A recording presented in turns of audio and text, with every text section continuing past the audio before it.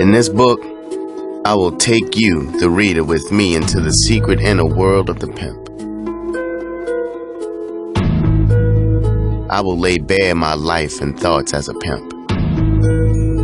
The account of my brutality and cunning as a pimp will fill many of you with revulsion. I regret that it is impossible to recount to you all of my experiences as a pimp.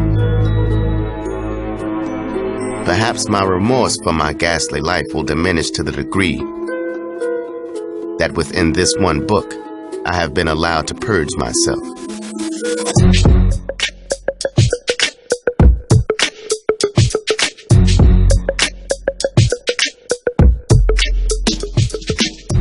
If prostitution is known as the oldest profession, then pimping is the second oldest profession. Well, do you want to go get a room? Yeah, how much? Right now it's been taken out of context because mainstream has adapted and adopted that word and adopted the formula of pimping and thinking that they know what it is. But pimping is a player sending a bitch to the corner to get money. There's a fascination with any time you don't have to work for money. Whoever's doing the least amount for some cash, that is fascinating. It's like, what's he do? She does the work, he gets. Well, I gotta figure out how I get into this. You know. You had to know how to control and how to operate a stable, how to dazzle, befuddle, bewitch, entrance, and hypnotize a woman. Not only one woman, but 8, 9, and to keep them in harmonious effort. And if you think that isn't the job, my friend, you ask any married man.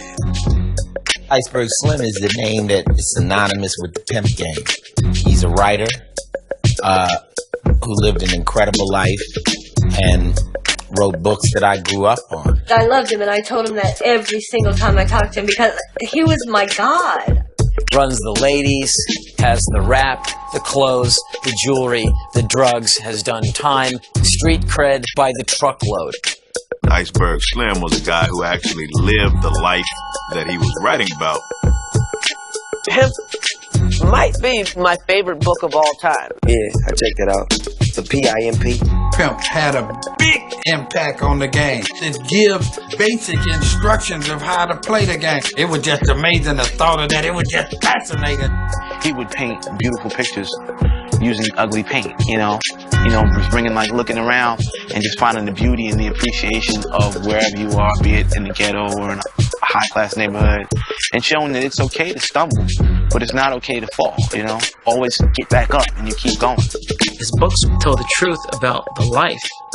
There was no one more eloquent than Iceberg Slim, or no more poetic, or more accurate in terms of describing where he came from. I was in a bar, and there was a fellow arguing with another fellow. And this fellow drew a gun and fired at the fellow, and the bullet went through my hat. I was full of cocaine at the time, and I didn't react. So my friend said, "Man, you were so cool." He says, "You were icy." And they called me Iceberg Slim. Thick eyes, but she full of surprises. I swear this bitch is shady. It's what I know. Sex on my mind all the time, and you think that that's your baby. You don't know you a good guy that's living alive, and she told him where you're safe. It's what I know. If you cool and she's satisfied, how come that bitch just pays me? You don't know. When you're dealing with pimps and hoes, they have to look the part. So as a kid, you know, some preacher walks in, it's like, yeah, whatever. Some pimp walks in, and you know, you can hear church mouse piss on the carpet, it's so quiet. First stages of my own street poisoning happened when I was a boy, and my mother had a beauty shop. She catered to a colony of black hookers and pimps. And these fellows would be decked out in all their finery with all the diamonds and all the rest of it, and of course they're women. A pimp was held in regard like an athlete or entertainer. He wasn't like an advocate of peace or violence. He was more or less like a hero. A pimp is judged by his flash. You know what I mean? His Cadillac, his house, his jewelry, his clothes. That's how you size up a pimp economy. Well-groomed, smell good, you know, everything. Because you're trying to outmatch this female. You want that woman to look at you and say, this is the finest man I've ever seen. I mean, the immaculate dresser. I mean, hair coiffed. Brand new Cadillac every year. When you were a kid, you know, somebody had a brand new Cadillac every year. He was something. And that's the first time that I was impressed. Because you must remember, back in those days, if you were black, your opportunities were so narrow.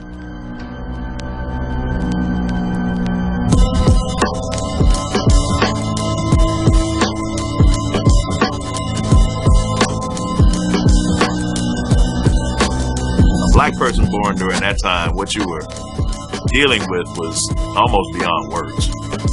Those race riots in Chicago started because the black kid swam into an area that was whites only.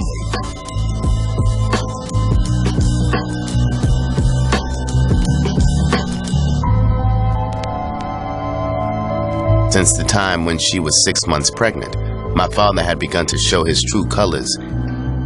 After my birth, he got worse and had the stupid gall to suggest to Mama that I be put on a Catholic church doorstep.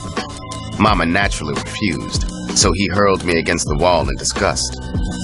I survived it, and he left us. Came from a single-parent home. His mom, you know, by hook or by crook, she needed to put food on the table, you know, and to put food on the table, she had to be out and about in the world to do so. And it was just unfortunate, you know, that she, you know, entrusted her baby boy into the hands of the wrong person. In the opening of Pimp, the way that he describes his initial foray into the world of pimping is through being sexually abused by his babysitter Maud. I remember more vividly the moist, odorous darkness and the bristle-like hairs tickling my face, and most vividly, I can remember my panic, when in the wild moment of her climax, she would savagely jerk my head even tighter into the hairy maw. Right off the bat, he's subjected or dominated by a forceful woman who sexualizes him. He's taught about the whole nature of sexual dominance. And then later, he has negative experiences with his mother. She hooks up with a man named Henry Upshaw.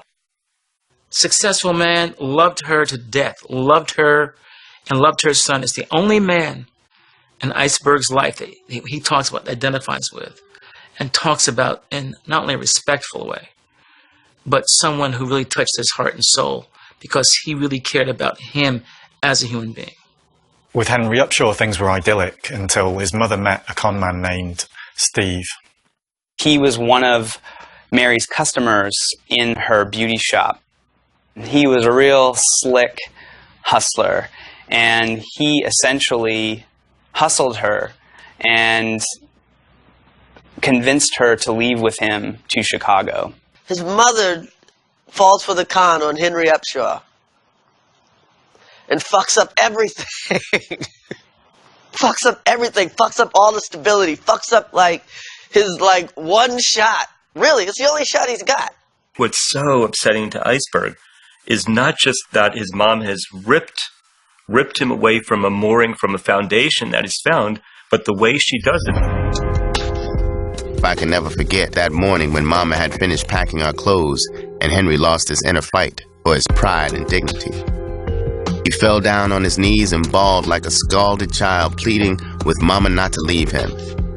I will never forget her face, as cold as an executioner's, which she was, as she kicked and struggled loose from him. Then, with an awful grin on her face, she lied and said, "Henry, honey, I just want to get away for a while. Darling, we'll be back." To see his mother betray the only man he ever loved, he learned that there's one thing I'm not going to be, is those guys. I'm going to get her before she gets me, because I know she's going to betray me. She then conspires with Steve to take off her ex-husband's loot. From that, he lost all respect for women. in a sense. It's like, even you fell for this shit? In a sense, she created the pimp. When the money runs out, and she's essentially outlived her usefulness, Steve starts to show his true colors when he starts kicking her ass. And this Steve is like one of the cruelest motherfuckers I've ever seen in a book. Like, he murders his kitten, like, right in front of him. Like, who does that? Steve had stomped on 3.5 years of our lives. I would soon be 14. On August 4th, my birthday, Mama came home from the hospital with her broken jaw wired and her body covered with bruises. Steve attacked her with his fists and feet, and then escaped through the grimy catacombs of the ghetto. Then she was alone in the streets and trying to find work. We're talking about during the Depression when people are, not black people only, people are suffering. She left the Iceberg by himself a lot and isolated this little place that they had, and he discovered the streets. The slide was greased. I was starting my long plunge to the very bottom of the grim pit. My trip downward really was cinched when I met a petty hustler who was very likable, and we became pals. My hustler pal was called Party Time. He had a head full of wild, risky hustles he wanted to try. He needed a partner. Party Time, he was his real knowledgeable brother, so he was able to give Ice the rundown. He was able to break it down in the simplest terms, like, you know, and not become cross with him if he didn't catch on right away. Even though I had started to rot inside from the street poisoning, amazingly, at 15, I graduated from high school with a 98.4 average. I got a scholarship to go to college. And I got it by daydream. But I was able to retain enough of the information so that the Black Tuskegee Club sent me to Tuskegee during the Depression. This is the home of Booker T. Washington, one of the most powerful black leaders ever. Immediately, because I was already street poison, I started bootlegging on campus in Alabama, okay? So I got expelled. I was sent home. So my mother sat down, and her words of wisdom come back to me now. She says, Bobby, apparently you like to run and associate with bad people, with street people. She says, you can become a criminal lawyer. He says, and make them pay you. He said, Bobby, get your education, become a criminal lawyer, and get a license to associate with the people that you admire and like so much. Now, have you ever heard anything more wise than that? 1937. He's out of Tuskegee. He's in Milwaukee. He comes across a woman named Pepper Ibbets. Bobby Beck thought he was the slickest guy on earth. But as slick as he thought he was, Pepper Ibbets was even slicker. As fast as he thought he was, she was 10 times faster. She was older than he was. She was an ex-prostitute. She had been around. She had married a white guy. She had money. She introduced him to cocaine. She turned him out. I was just a hep punk. I wasn't in her league.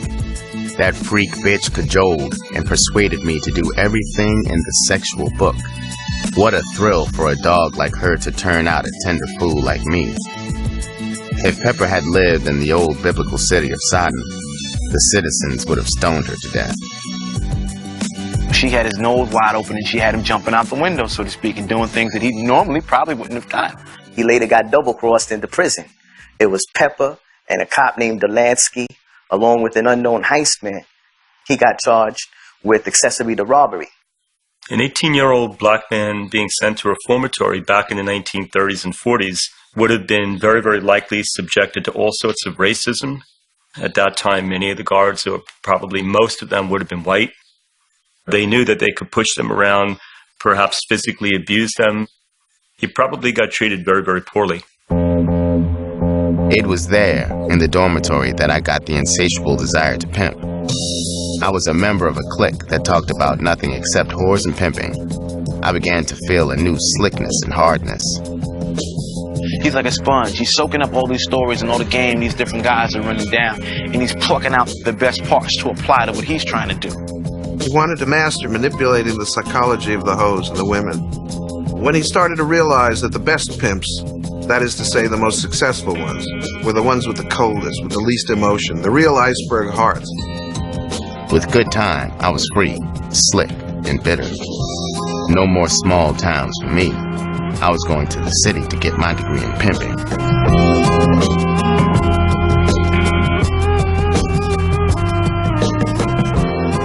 When you're black, my friend, and you get twisted, one's ego needed to be thought of as great and grand. And this was a way to do it. To have your own little kingdom. When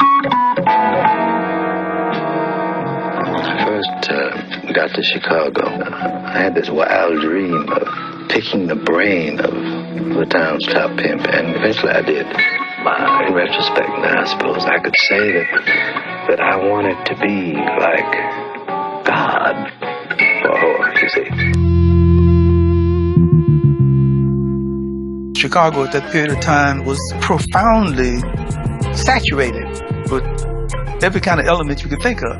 There were very, very good people and very, very bad people. I come from that life, and I come from Chicago. Every street had a gang, and all we saw were machine guns and dead bodies, everything. Harlem and Watts and Compton, man, was like boys' town. I was nothing after Chicago, man, because Chicago is rough, man. During those days, in the 40s, you could either be a barber, you could be a lawyer if your parents had money, you could be a boxer, you could be a musician, or you could be a pimp. We saw pimps everywhere. Serious pimps. I don't mean Jerry Curl pimps. Baby Bell was the big pimp in Chicago. Baby Bell was phenomenal, man. He was big time. It's a level that players want to reach. Baby Bell used to travel with 32 pieces of luggage. Do you hear me? And he used to have white women. And this was at an early time when this was a no-no. Once you're in the street, you need father figures, because you don't just walk out in the street and become the greatest pimp in the world by osmosis. You need to learn. So in a way, a cat like Baby Bell, you know, Bell is like a father figure as well as a teacher, as well as a professor, you know, a mentor. I became a pimp primarily because of the influence of well-heeled pimps and other hustlers during a period of dire poverty in my life. And I feel that I was influenced by the flashy glamour, the infestation of diamonds on these hustlers, and also by their big flashy cars. And I wanted a sense of importance. There was an area on the south side of Chicago called 39th and Cottage Grove, and basically it was a red light district. And Iceberg Slim was one of the neighborhood role models. When I first heard Iceberg Slim, my impression of him was of a towering intellect. He was talking about the economics of sexual intercourse and how he looked upon what he was doing as a broker. You know, a lot of people think that top pimps are dummies. That's not true. They're just perverted. I've never known a top pimp who didn't have a high IQ. Actually, I think he would have been a good salesperson. Do you know how it takes a lot to sell a woman, to make a woman sell her body? Most of the prostitutes that I've known and the ones that I've controlled were fascinated and bewitched by my phony glamour, the poisonous pimp charisma, and they lived in my reflected glory, so to speak. It gave them a sense of importance. What is the life of a prostitute like? It's got to be holy hell. The booby traps in the street, the death traps in the street for a prostitute. Her life, the life of a prostitute is filled with tension and the pressure of the pimp. Hope just won't mind asking you in here for a drink after meeting you on the street there. No, I don't mind having a drink, but where is it to go? Well, I think I'm entitled to have a drink with you, since I haven't seen you in 14 years. Oh, sure. Glad to see you, too, behind that time. I mean, when I had you, you were, you know, a commando. Oh, yeah? Tell me, baby, just why did you square up? Everything was getting rough out there, and the way they're killing girls and taking their money. That's the reason I squared up behind that. I'm still a dime. Might not wake up next morning. Sometimes you're scared to trust your own man. He might put a pill over your ear or something. So that's the way life is. Slim tells his girls they can leave whenever they get ready. But they don't want to leave because he's too good to them. But they must get the money. Otherwise, you're fired or something like that. Can you imagine a pimp firing a whore? My total image of myself was that I was some sort of black, evil Swingali. When you look at old pictures of him, you see this face, this mask he wore. There was no emotion whatsoever. His foot had no problem finding its way to a woman's ass. Iceberg had no hesitation at all about taking 2 lines of cocaine so they could slap a prescription on. Brutality was the name of the game. First of all, you'd spell out your rules and regulations. And if any of those rules were broken, you had to punish them. He would visualize being cold as a refrigerator, being cold as a freezer, where he would be able to guard his emotions against rival pimps, cops, his women. They were never able to read him. I've had hundreds of women. I never admitted to one that I ever had a problem or that anything worried me. And that's the secret. He said he was a psychopath. He said he got a thrill out of degrading women and hurting them, brutalizing them, keeping a relentless psychological and physical pressure on them. I wanted that thrill, that voluptuous sensation of controlling a stable of women. He had to grab that intellect, grab that spirit, grab that hope. And he was, I don't think there was anybody better at it than him. He said the hardest thing for me to do every day was to say something to my stable that would confound their mind to mentally keep them in check. At the end of the day, there's only one game. It's you either work for somebody or you have people work for you. Pimping is no different, you know. If you really break it down to the lowest level, it's using your finesse and your charisma to convince somebody to do what you want them to do. You can't be a normal person, not and succeed in that life. And you've got to be absolutely unflappable. What you do, literally, is play God. When you have 5 or 6 hoes, every one of them thinks their man is God. He said, that's why you don't have sex with them very often. You got to be God. And hey, if she can touch God anytime she wants, then he's not God anymore. The life of a pimp is unremitting tension and pressures. A pimp lives on the precipice of disaster. I think he's the most hated and feared creature of the underworld. All of us, honey, all of us. To try to actually control a female who's basically a criminal, a robber, a thief, to get that to operate under your motivation is not an easy thing to do. You know what I'm saying? So I tell cats, I'm like, you do better selling drugs. At least a key of dope won't wake up in the middle of the night and kill you for something you said to it earlier that day. Holding a stable getter requires the pimp to keep each individual member of the stable in apparent competition. Because of the nature of the prey. And I don't have to tell you gentlemen how cunning they are. The enemy your word got to be law. Even if you tell that female, I'm not gonna accept you or George you or give you any love until you give me my money, you got to mean that. You gotta keep your gang live and let them know that you down and that you about your money. It's a skull game. Pimping is a skull game. It's a game of manipulative psychology. And believe me, to really be a pimp takes a lot. The average man walking up down the street, he may be under the impression that he can pimp, but when he's put to the test, he'll flunk.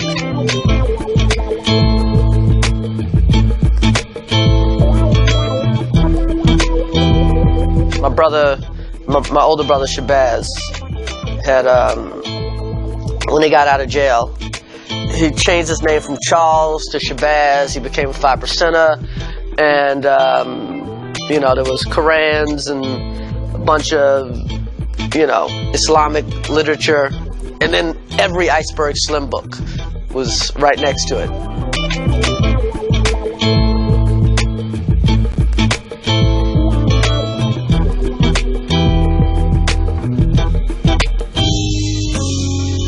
It was December 1945.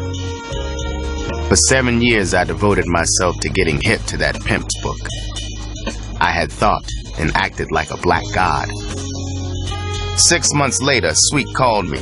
He said, "Berg, I got a wire the FBI is quizzing whores. They're trying to build a 5 or 6 count rap against you." He's picked up for violating the Mann Act. 2 of his women, his bottom woman of many years, Phyllis, his first woman, turned state's evidence against him. He was incarcerated in Leavenworth, the alma mater of Machine Gun Kelly, Bugs Moran, Al Capone. Iceberg Slim writes about a psychiatrist in the 1940s that he encountered in prison. The psychiatrist came from a psychoanalytical background and believed that pimps, particularly black pimps, had a real hatred of their mothers. The person that had the greatest effect on him psychologically was his mother. He didn't want to keep hurting his mother. And yet, there was part here that was a divided soul, because there were also parts of him that were angry at his mother and held things against his mother, which really psychologically had some things to do with the way he treated other women and his utter disrespect for women. My reputation coming up, before I got street poison, all of my mother's friends, all of my associates' mothers and fathers, they all thought I was the most charming, the sweetest. They used to talk about, "Oh, your son is so sweet. Oh, he's such a gentleman." You see what I mean? So to get from that A to the horrific Z of pimping required more of me than it did the average person. Which I think played out in his very, very direct experiences with some of the girls in his stable, including the girl who he beat violently and at the same time wanted to nurture and hold and hug. But I always had that sucker streak in me.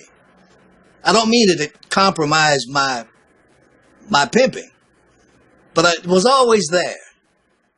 You can't just dog a woman out and just gorilla pimp a bitch to death. There's got to be some compassionate pimping in there, some soft side, some tender loving pimping in there. Because if you're constantly with the women, you got to have a natural feeling for them. They're getting you money, you respecting them, you actually being a father figure to them.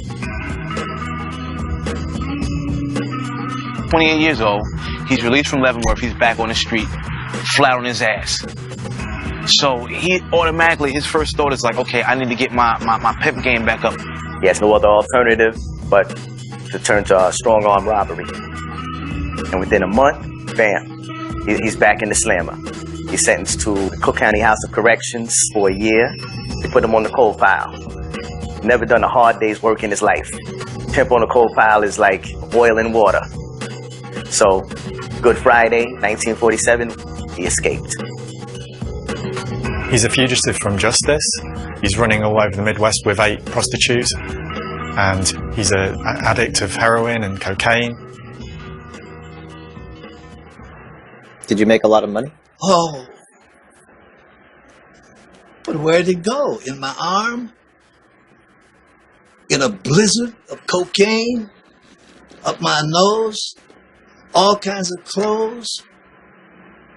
Spinning it across the bar in cabarets? Dope is maybe one of the greatest pimps to ever live. Because anybody who uses dope and gets hooked on dope, you're a hoe. And the dope is pimping you. When you're in the life, you never realize that you're going to get old. That never occurs to you because the drugs keep you in a trance. By the late 1950s, he's got his girls in whorehouses, he gets busted, they run his fingerprints and find out he's an escaped convict. His run in the game is over. He's sentenced back to the House of Corrections. He does 9 months in solitary confinement.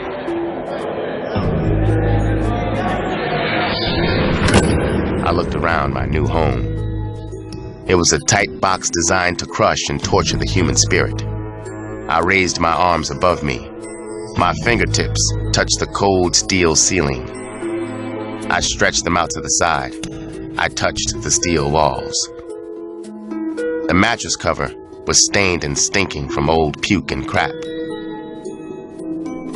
It wasn't just the cell. It was the sights and sounds of the misery and torment on the row. At the end of the 4th month, my skull was shaking on my shoulders like I had palsy. He said that he would have to do things to strengthen his mind to keep from going crazy.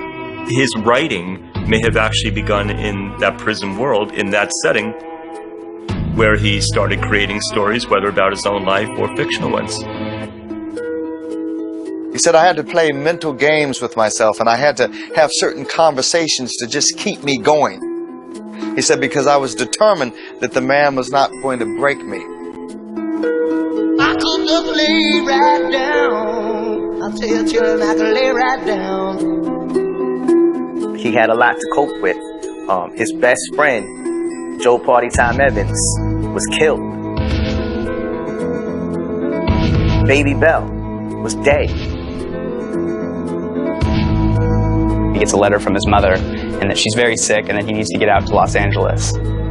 I had come to a decision in that awful cell. I was through with pimping and drugs. I had found out that pimping is for young men, the stupid kind.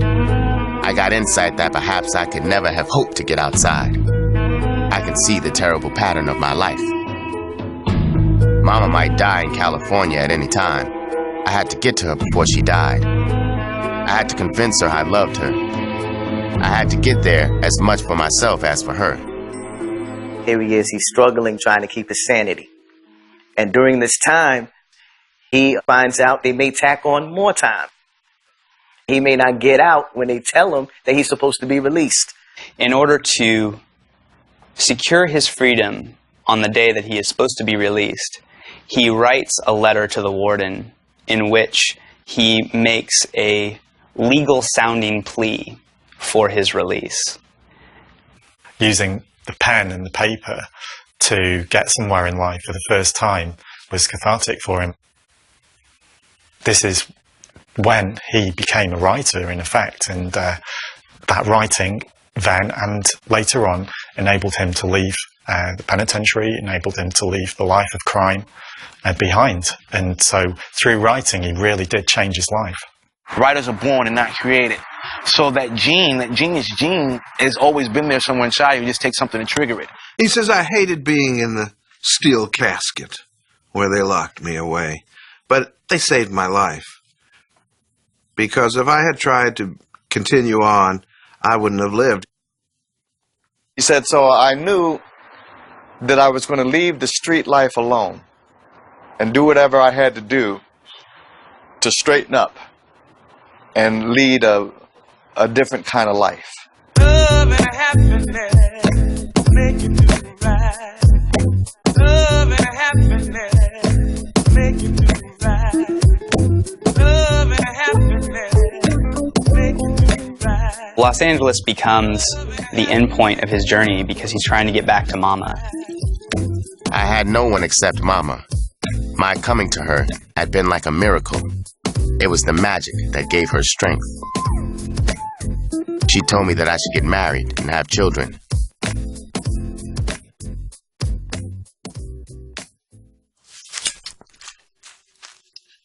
I had come out here to California because I was just bored, so I came out here. I had worked for a hamburger stand, and this guy stopped by there. He looked like a professional to me, either a doctor, a lawyer, or a president of some bank, impeccably dressed. Shoes shined, car spotless, just unbelievable. He said, "Could I take you somewhere where you could eat something besides a hamburger?" I said, "What the hell?" So we go and we eat. And I drank too much, which I usually did back in those days. I drank all of my whiskey and all of anybody else's whiskey I could get my hands on. And I got sick like I had never been sick before in my life. And he took me to the emergency room. The doctor said that I was 4 months, around 4 months pregnant. I said, "You've got to be lying." And he said, "No." And then I started crying. And Bob came in. He said, "What's the matter?" I said, "Didn't they tell you what's wrong with me?" And he said, "Yeah." I said, and who's going to help take care of me?" And he said, "I am." So he took me over to the apartment where he was living with his mother. She married a man that worked for the railroad. His name was Beck. That's why Bob took Beck as the last name. When he brought me in there, then of course immediately the wheels started turning in her mind. And she would go back and she would say, "Baby, don't you get away from him. Bobby's no good. He's my son. I love him. He's no good." And I'd ask him, what was she talking about? He said, "I'll tell you, but now's not the time."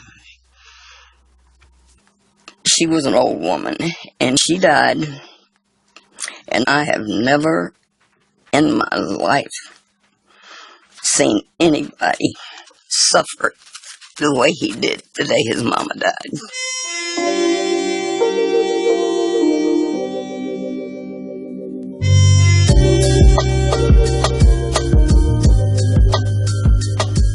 In June, I had Robin, and then 15 months later, I had Camille. We were so broke, so he started exterminating. He said, "I didn't know how to do anything." He figured that was the only thing that he could do without going back into the life. All he wanted was me and the children sometime. They were totally my responsibility. She was like the head of the house. She was the person who gave discipline. She was the person who made meals, rules. Anytime children did something wrong, "Honey," or "I'm going to tell Mommy," and all this kind of crap. He was a great dad. I mean, he could have been better, but we could all be better than what we are. From what he came from and to what he was trying to do, he didn't have any experience with kids, and then suddenly he has 4. 3 are girls. Three of them are girls, and he was in a position his entire life of putting his boot in the back of every single female that he came across. My dad used to say it was a curse. This must be my sentence before death. The 3 of you. When we were younger, they lived on 90th and Crenshaw in a black neighborhood, and someone threw a brick at Melody when she was 4. It hit her in the head. She's like a 4-year-old baby playing. I think that scene in his mind kind of set the stage for, wow, I've got these mixed kids, this white woman, and people are angry. It took 14,000 troops to bring an end to what both Negro and white leaders called insurrection by hoodlums. When they had that terrible riot, it was bad. He told me to keep the children in that bedroom and keep that bedroom locked, and I wasn't to come out of that bedroom until I heard his voice, because he was scared to death something was going to happen. He said,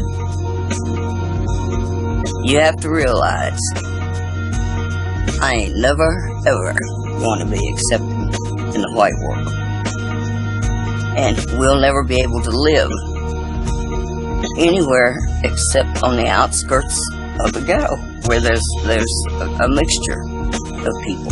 The census takers don't even count people in the underworld. That's what I liked about it. You see, I didn't have to be bruised and wounded in my efforts to make a living by coming in contact with white society. I was never reminded that I was a nigger.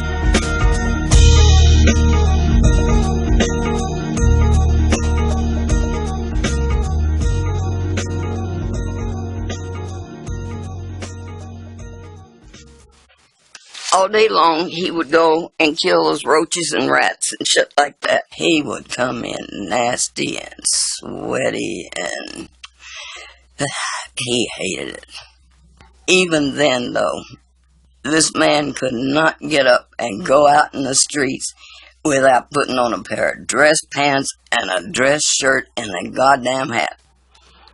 When he got home from canvassing, as he called it, to find other jobs, he'd want to talk.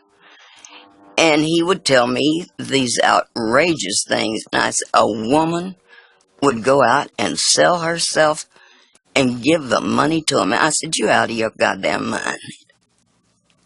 And then he would talk about the different experiences that he would have. I said, you know what? Give me a notepad. You start talking to me and I'll start writing it down. And I did. After I put the children to bed, it was in there. And then he'd say, you think you can get any typing done tonight? And I'd say, I'll see. And 12:30, I'd go out and turn that typewriter on. She could type 160, Yeah, 170 quick. words a minute. And he was really animated. Yeah, and he excited. And he would act out the whole book right there. He would be telling me what to write down, and I'm sitting in the chair and I'm writing, and he's standing, all up in my face.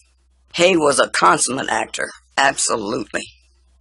She could put this thing together and act it out with him. It was an amazing experience. I wish that all of you could have seen it. We could finish each other's sentences. His stories, they were so fascinating to me. I felt that if they were that fascinating to me, they obviously are going to be fascinating to more than 1 million people. I had seen that ad in the Sentinel, the black newspaper for Los Angeles. Holloway House was running a little ad for black writers. At that time, there was no venue for a talented young black author, period.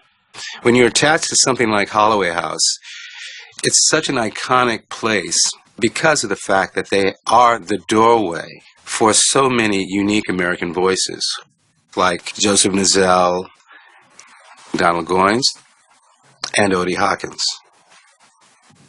Bentley Morris, I think, should be considered a pioneer in one sense, but a drag in another. Bentley is this really epic personality. He was interested in a trajectory that kept him under the radar of fabulous success. Holloway House first came into being in 1961. We felt that we could not compete, but at least be a part of the world of publication. Now, we're not hardcover, we're paperback, which is the low ring of publishing.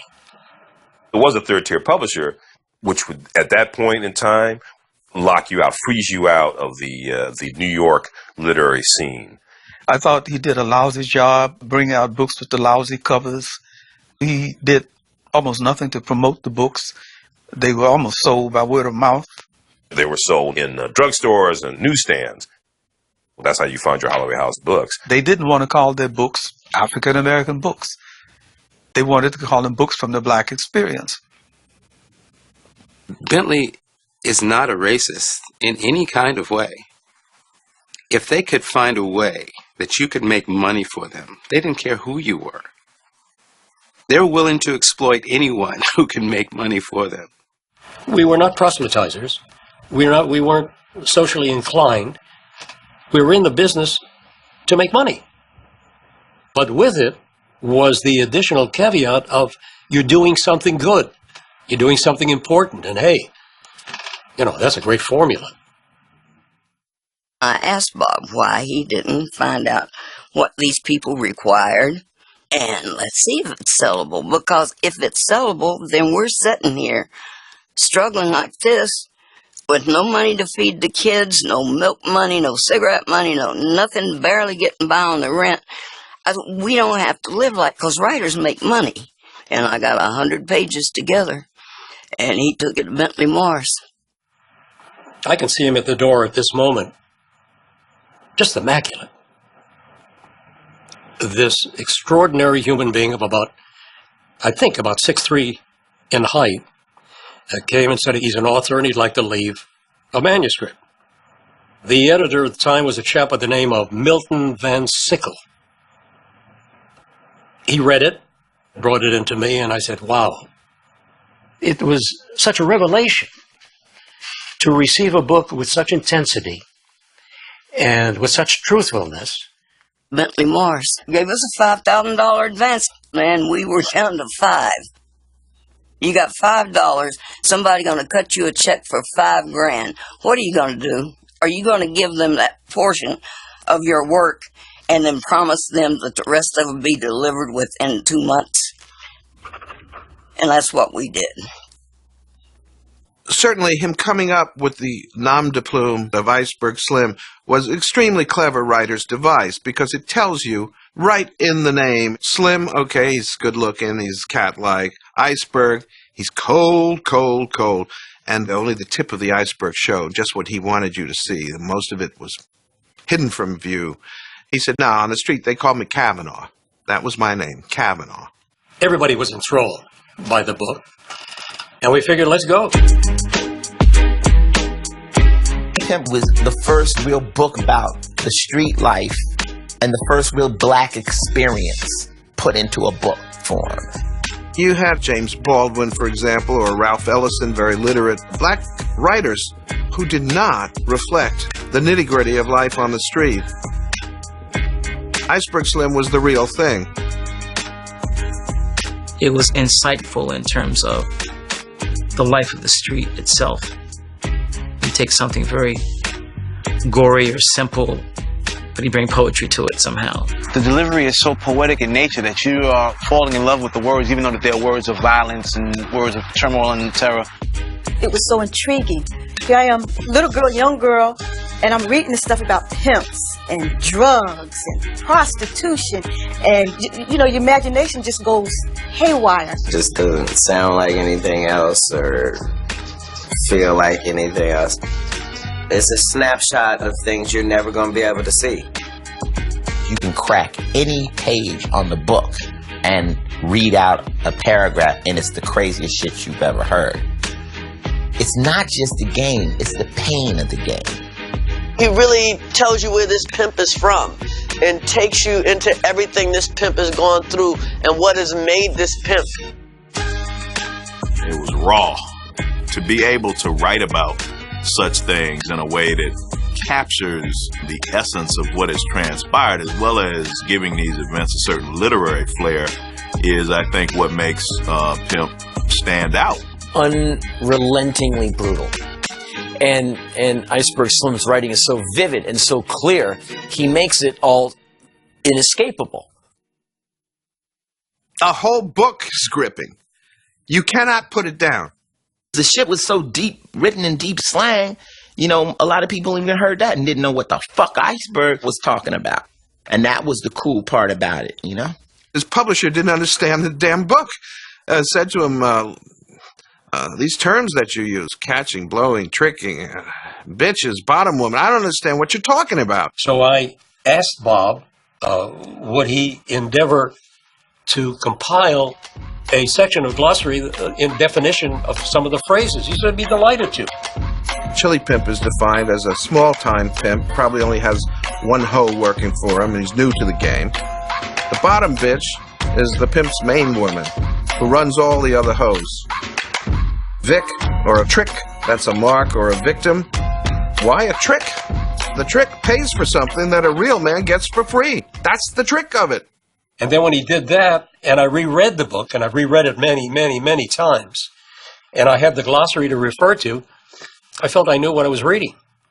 He really laid out the etiquette of the pimp, the gentleman of leisure.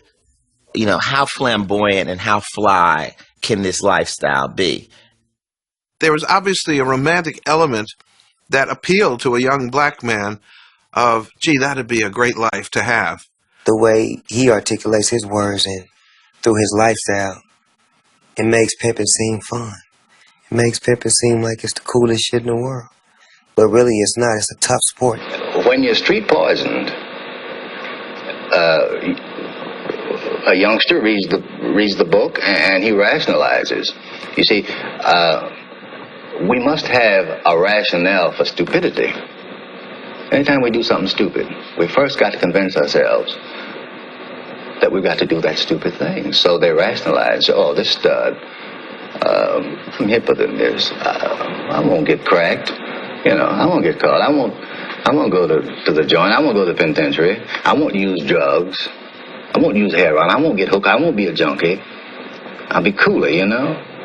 So the dude is righteous, but I'm more righteous. You know, so I'm more together than this dude. So this dude is old, you know. You see, this is a rationale. That's unfortunate. In L.A., where I've been living for the last 10 years, just hordes of youngsters approach me on the street. And they try to pick my brain for the hidden treasures they think are buried inside my skull.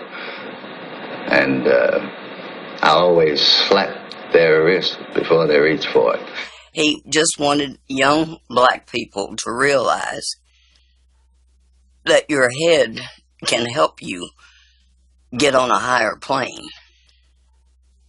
He de-glamorized it. He took all the glamour out of that. We felt this was going to be an unusual book, and so we pursued unusual methods. And there was a chap by the name of Joe Pine on KTTV who ran wild interviews of the most bizarre and offbeat people, but he had an incredible audience. And so we called KTTV and presented to them the possibility of this author. Would he like to do an interview? Put him on, and all hell broke loose. This is not one of the Reverend's evil spirits. Our guest masquerades under the name of Iceberg Slim. Many of you remember his story of his days as a procurer, or, if you will, a pimp. Now he leads a respectable family life. Iceberg Slim has gone straight, and for this reason, he continues to hide his identity. It's really paying you to go straight. Oh, yes. This is a better bag, as they say. You don't miss all that excitement, huh? Oh, of course not. I mean, you get to keep your money now. That's right. And Pimp is a runaway bestseller. Is that right? They can't keep them on the stands. We couldn't keep the phone silent. We didn't have time to punch 911 if we had to, because calls were coming in. Where can I buy the book? When we got that box of books, and he brought them home with Pimp, you should have seen the dance that I did. And I said, I told you, goddammit, look at this. Didn't I tell you this was a book? Didn't I tell you? And he said, so what should be the next one? He returns now to tell us about the most incredible con man he ever knew. a blonde-haired, blue-eyed Negro called White Folks. You're not putting us on, are you, Slim? No, that's factual. One of the things that Slim is incredibly brilliant at doing is being able to impersonate the voices of many people at once. How did he get that name? Because of the fact that he could pass over the line of the color line? Oh, that's right. White folks was a term applied to him by his friends. His enemies in the black ghetto called him Trick Baby. The name of your book is Trick Baby. That's right. Here's what's great about Trick Baby. It's the structure of it. Because what it starts with is Iceberg himself being in the jail cell. And in comes what he perceives to be this white cat gets put into a cell. And then Iceberg then proceeds to tell you this story, but the story is told from first person from white folks' point of view. Iceberg Slim's talent is the ability, the uncanny ability, to be able to memorize these snippets of conversation that he's had throughout his life and construct them into narratives and characters. The book is an incredible adventure story of the con as it's played in the street. And, I might add, because it's told in first person, it's classic noir structure. I haven't had a chance to read this, but he knows I read his other one, and I just got this at this moment. If this is anything like your first book, it ought to really do well. When a book reaches the level of a motion picture, the capability for exploitation is enormous. In 1972, Trick Baby became a film.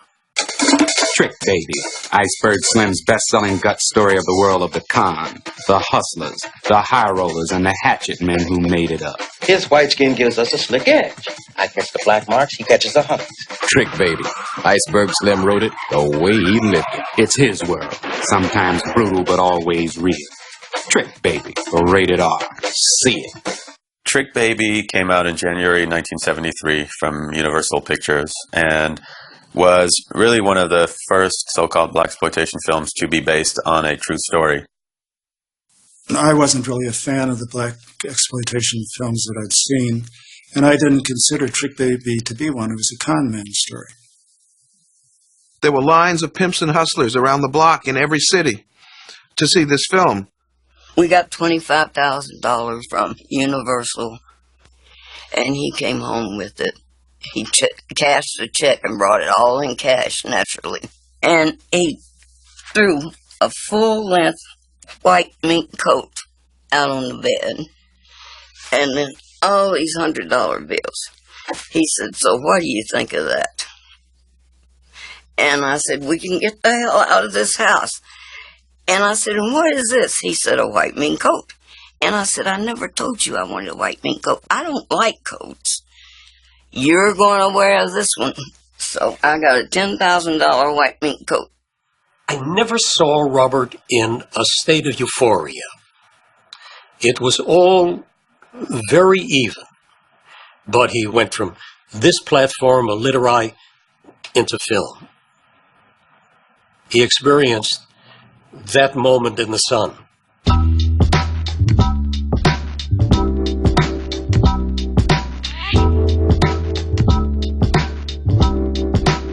Well, I actually tried to pimp with an Iceberg Slim book. I'll never forget one time, one of my partners named Gary, we had some hoes, so I got in my little pimp suit, you know what I'm saying? So we showed up, so, we chopping them, we like, yeah, baby, we real live pimping, it's pimping jumping off. But these was real hoes, so they been around pimps, so of course they knew, so we trying to pimp on them, and, in the middle of the pimping, we running into the other room, breaking Iceberg Slim books open, like, yo, and then running back, yo, bitch, what the, hey, bitch, and they like, how long have you been doing this? The next day, the two hoes woke up and stole his car.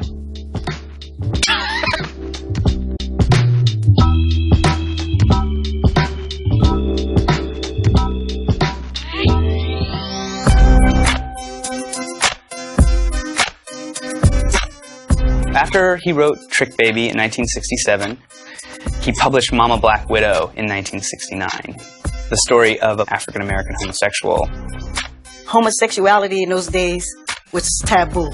If you were in the closet, you were in the closet. he really took those characters from the depths of society and brought them to the audience that he had. I was especially interested in his book of essays, The Naked Soul of Iceberg Slim, which was a collection of his thoughts on political and cultural issues.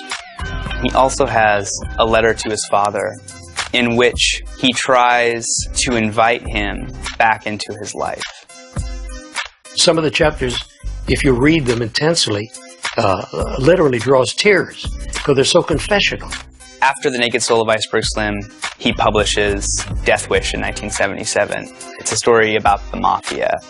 He shows an artistic maturity by being able to envision lives that he did not necessarily directly have contact with. In the book, the character Trick Baby basically is willing to play a deep hustle or a deep con. After reading the books, somebody said, you know, dude got an album. I'm like, what?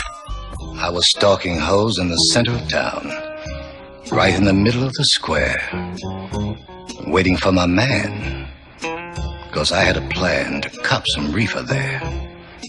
And I was flying fairly high, just standing there digging the holes. Oh, shit. I mean, it was just like his voice and the way he, bitch, dry your tears. Now we had a voice to add to the words. As kids, picking that little bit of life up changed our whole style. We got turned out. I mean, my whole crew got turned out. The very life that had shaped him and the very life that he could then turn around and write in a literary way and reflect on, which should have then catapulted him out of that life. At the same time then, because he's writing for a third-tier house, even though those books are selling, he has to still then step back into the life just to put food on the table at the same time that he's writing about it. That's like the double life of Robert Beck. The first time I really saw Slim was in the Parisian Room on La Brea in Washington here in Los Angeles. And he would sit there, and then his ladies would come in and they would give him money. But one night, I hear this commotion. I run back there in the back to see what is going on, you know. He said, this bitch bring me $50 and she been gone all day. And he said, bitch, where the fuck you been all day? She said, well, I had my period and I just didn't feel well. He said, you ain't got lockjaw, have you? You think he was still pimping? Because someone told you that, huh? Pimping who? For what? What would be the reason, though? The purpose? Like a stable of girls going out and who told you that? He used to move like these hookers into the house. Well, but they were as assistants. They were like supposed to be assistants. Or publicists. But there was a lot of traffic between the rooms. I'd have to say 150%. That is not true. My mom was psychotic. There's no way. I mean, yeah, he had sex with other women, but making money off of them? Reformed. Airtight Willie and Me, a collection of short stories, is his last book to be published by Holloway House in 1979. For each one of those books, we were getting advances from Bentley. And royalties. And Bentley would pay whatever he wanted to on royalties. Well, the royalty statements of Holloway House are really comical because you know that they're a farce and they have no bearing to any kind of reality. I'm happy when my beer money comes in the form of my royalty check. Well, we were a small house. We had very modest type of financing. We'd lay it on the line to the author. This is what we pay. And if you can live with it, we'll become partners. It was never that an author was working for Holloway. It was always a partnership. How many authors did not take you up on your offer? None. There was a story told about Bentley where one of his writers goes to him, listen, I know you're cheating me and you need to pay me more. And Bentley sat behind his desk, got up, walked to his window, look down at the street down at Melrose below at the cars going by and saying, "You see that street out there? Yes. You know, there are scores of writers down there. I could throw a rock down there and kill 20 writers. I don't need you. You know, if you want to continue to be published by me, you'll shut the fuck up and take what I give you." He sent me down there when Bentley had to be motherfucked. Because Bentley wouldn't send the goddamn royalty checks out. And then he started looking at the breakdown sheets, and he was like, they sold, but the checks don't add up to the numbers of the books that are sold. They always received the amount of money that they should have received. We did an honest job. We never took advantage of our authors because they were, in effect, our bread and butter. Holloway would receive many calls for personal appearances, book signings, and so on. And we would take advantage of every one because it was additional promotion and merchandising. He was definitely out of the house a lot when the book started taking off. That was the distance between my parents. It's him just kind of off, you know, becoming, you know, this writer, actually a pimp again is what she would say. You know, he's back out there, and then she's left at home with 4 kids. She was unhappy, and that made for an unhappy union. You have no idea what it was like. I had 4 kids to feed, wash, clothe, house to clean, typing to do, and he's been diagnosed with diabetes, so I've got that trauma taking care of him. My mom was drinking a lot and really sad and depressed with my dad's philandering around town and things. I believe a lot of depression set in during that time too. He should have been better to me.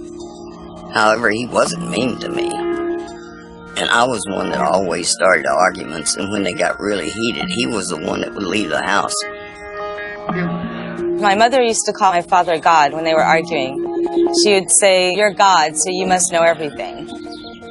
And it wasn't a term of endearment. She did want a little bit of the limelight and kind of wanted to travel and do things with him. She probably wanted more of a celebration with our lives, as far as us, like, now we have, like, you know, a nice house, and it only made him more distant. He was a total loner. The only one that he had that came on a consistent basis was R.G. Armstrong. And he and R.G. used to sit in there and write movie scripts. I said, "Bob, why aren't you writing the novel? You haven't written a damn thing since we've been in the house. Why aren't you writing? How many more times do I have to go up there and motherfuck that Jew to make him give me some more money to feed these children?" And then I got a part-time job. And then he quit writing altogether. And I told him, I said, no, baby, we ain't pimping me, all right? I never paid a man's rent in my life, and I goddamn sure don't intend to start paying yours now. You either do what you know how to do, and let's get some money rolling in here, or you lay here on your dead ass, and I'm moving out with my children. And I did.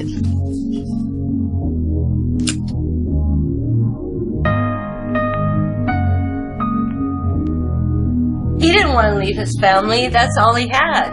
That's all he worked for. Was us. Yeah, I think my mom. He didn't just do that. Hold on. I think she's the one who wanted to leave him. He didn't do that shit for any other reason but for his kids and his woman. And he had to leave because of her. Because she was crazy and she was out of her mind. My father didn't know how to be in a relationship. Whether it's with a woman, with a buddy, I mean, certainly not children. I still have not been able to unearth what it was, but there was some need that he had for me that just crushed him when I left. Because he didn't think I was going to do it. He just did not believe that I would leave him.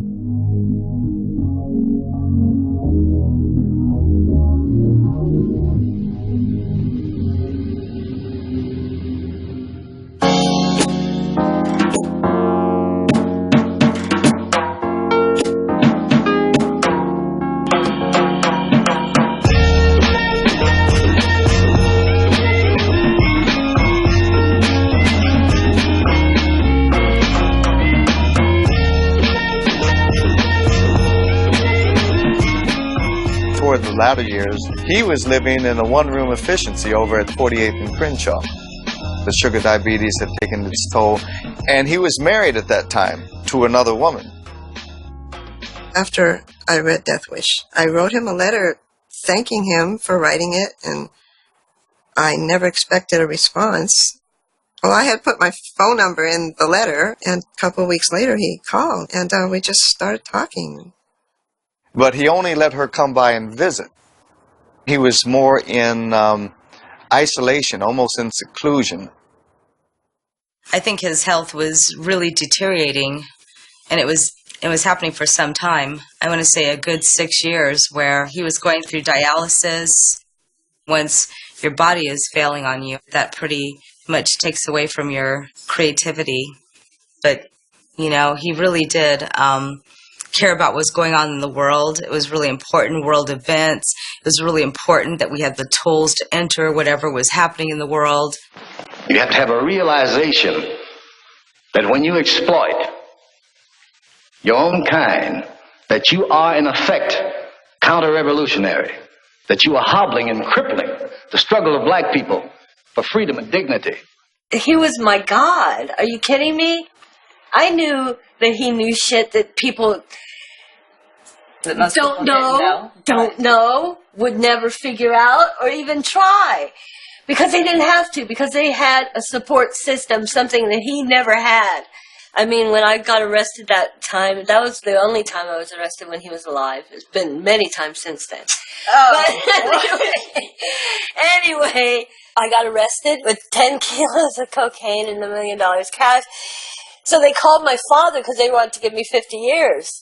I thought that would be a scary phone call to make, but it wasn't, because he just took it all. And then, what did you have in your possession, my dear? Nothing, Dad. I swear I wouldn't lie. And he was like, okay, I'm going to call the prosecutor right now and plead your case. And he did. And I couldn't believe that. He didn't let anything stand and get in the way of him being able to deliver himself unto you if you needed it. He was very supportive as far as like giving you kind of an insight on what will come, being a girl, being a woman. When I was a teenager, I didn't want to hear anything he had to say, as any teenage girl, but he was giving me love. I didn't think it was love back then. I just thought he was, you know, this non-existing father. But now, obviously, yeah, that was love.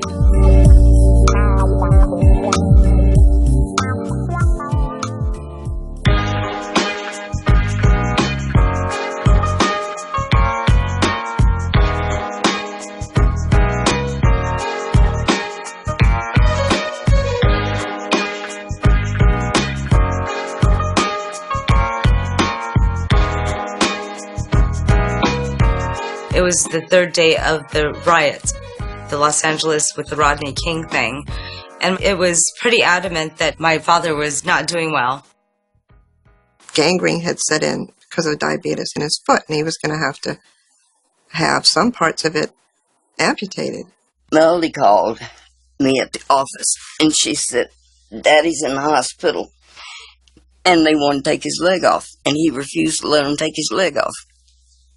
And I said, Melody, call your dad back and tell him that I will be there to see him. And tell him I said good night. And he died that night.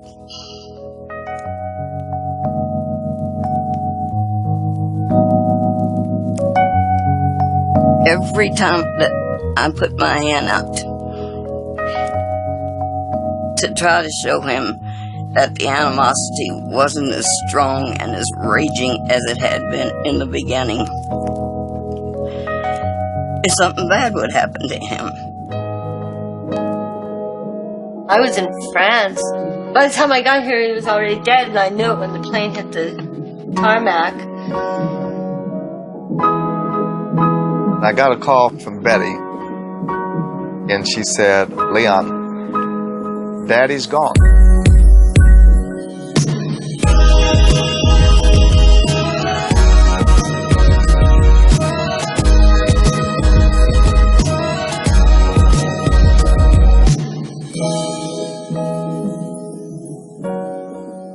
I was one of the pallbearers at his funeral. I know they never have women pallbearers. But she was right in there. I was right in there. I never got a chance to be an adult and kind of apologize for being estranged from him. He died with us on a bad terms, which, you know. Yeah, everyone has regrets, so. No one would know that he was as influential as he is, even today, 20 years later, after his death, by the way that he lived and the things that he had nothing. If I had known it was that bad, I think I would have gone and said, that's okay, I'll take care of you. I don't think I would let him stay like that. I don't believe that I would. I couldn't. Because he was part of me. I mean, we made Iceberg Slim together. It wasn't a one-person process. It was a two-person process, you know. He was a wonderful person. And I love him. And I miss him.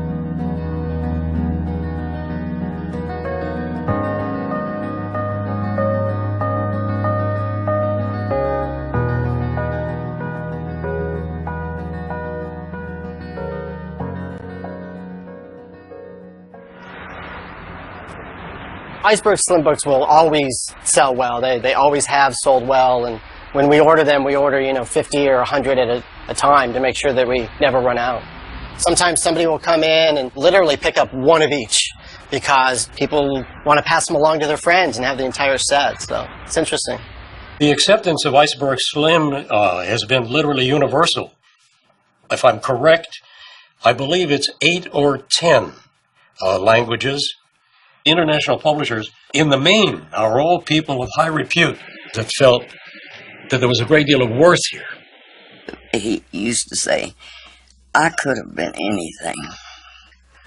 I could have been somebody. I said, what the hell do you think you are? You're a writer that's read by millions and millions of people. You are somebody. To describe the life of Iceberg Slim, I would say it's not a story to glamorize a player's life. It's rather a story of redemption.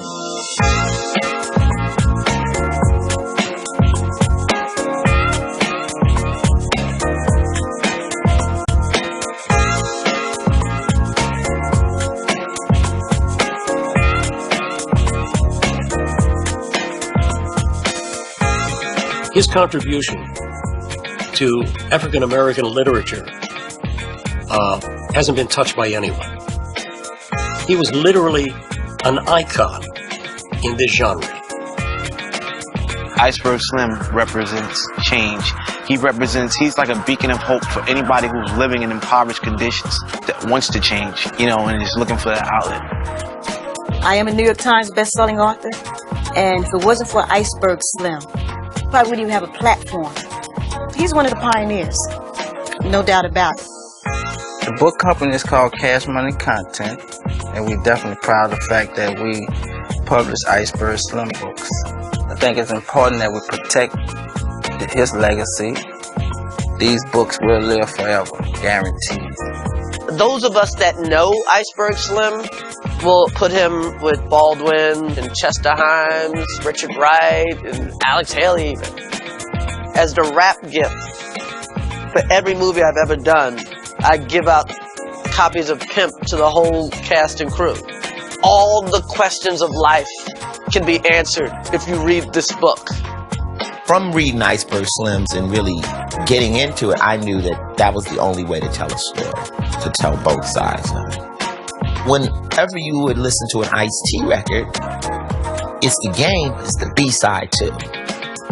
He really had like a big heart, even though he never showed anyone. I think that his heart was absolutely bursting inside of him half the time. Brother Beck, your autobiography, Pimp, which you wrote, it may have encouraged a lot of young brothers to become pimps. How do you feel about this? I think it's very unfortunate.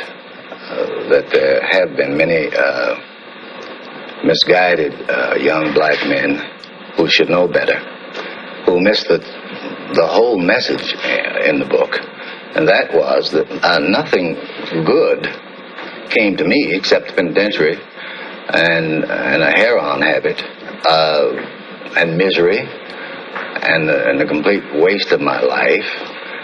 I stupidly tried to get something for nothing.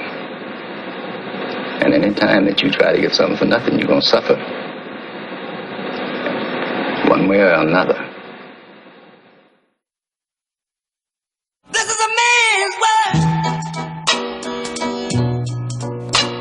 This is a man's world. But it would be nothing, nothing without a woman or a girl.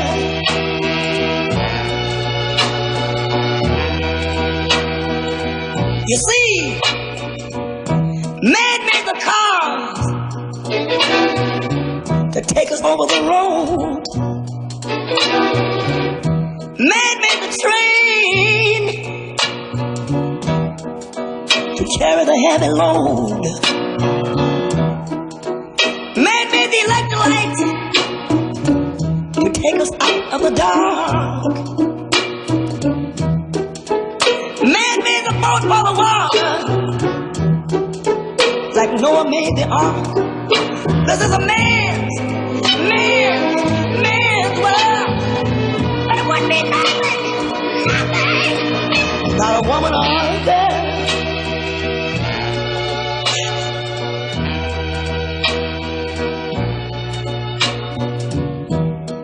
Man thinks about a little bit of baby girls and a baby boys.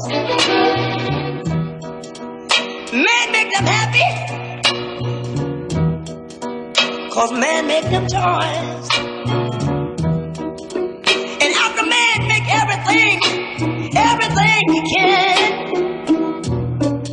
you know that man makes money to buy from other men. This is a man's world. But it would be nothing, not one little thing without a woman or a girl.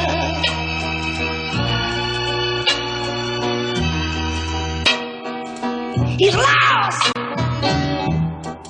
in the wilderness. He's lost in bitterness.